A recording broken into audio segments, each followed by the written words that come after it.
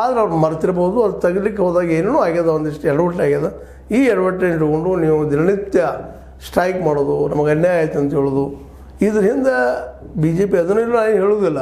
ಆದರೆ B J P ಅವರು ಇದನ್ನು ಮಾಡಿಸ್ತಾಯಿದ್ರೆ, RSS ಅವರು ಇದನ್ನು ಮಾಡಿಸ್ತಾಯಿದ್ರೆ ನನಗೈತಿ ಗೊಂದಲವನ್ನು ಸಮಾಜದಲ್ಲಿ ಉಂಟು ಮಾಡಿದಂಗೆ ಅನ್ನಿಸ್ತದೆ.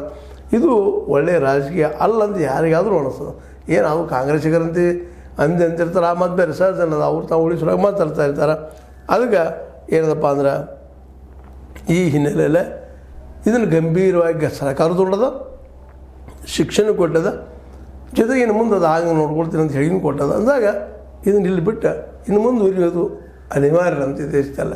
ಅಥವಾ ನಮ್ಮ ಮಕ್ಕಳಿಗೆ ಅನಗತ್ಯ ಮಕ್ಕಳಲ್ಲ ಜನಿವಾರ ಶ್ರೇಷ್ಠ, ಚೌದಾರ ಕಡಿಮೆ, ಮತ್ತೊಂದು ಶ್ರೇಷ್ಠ, ಗುಡ್ದಾಳ ಕನಿಷ್ಠ ಇಂಥವೆಲ್ಲ ವಾದಗಳು ನಮ್ಮಲ್ಲಿ ಬೇಕಾಗಿಲ್ಲ.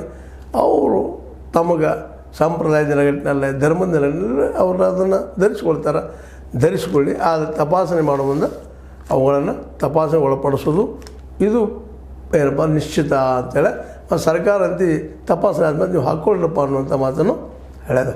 ಒಟ್ಟಾರೆಯಾಗಿ ಇಲ್ಲೇ ಸಣ್ಣ ವಿಷಯವನ್ನು ದೊಡ್ಡದು ಮಾಡುವಂಥದ್ದು ಅವಶ್ಯಕತೆ ಇಲ್ಲ. ಸರ್ಕಾರ ಪರಿಹಾರ ಕೊಟ್ಟದ, ಇದು ದೊಡ್ಡದು ಮಾಡಬಾರ್ದು ಅನ್ನೋ ನೆಲೆಗಟ್ಟಿನಲ್ಲೇ ಸರ್ಕಾರ ಈಗಾಗಲೇ ಅವ್ರು ವಜಾನೂ ಮಾಡ್ಯದ. ಮತ್ತೆ ಮಾಡ್ತಾರೆ ಮತ್ತು ಬೇರೆ ಅದು ಶಿಕ್ಷೆ ಆಯ್ತಲ್ಲ.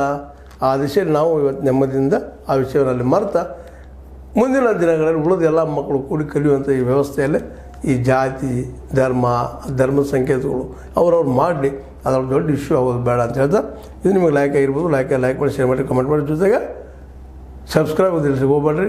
S60 ನ್ಯೂಸ್ ಅರ್ಥಾತ್ ಹೆಚ್ಚಿದ ಇದು ಸತ್ಯದ ಕೈಗಿನಲ್ಲಿ ವಂದನೆಗಳು.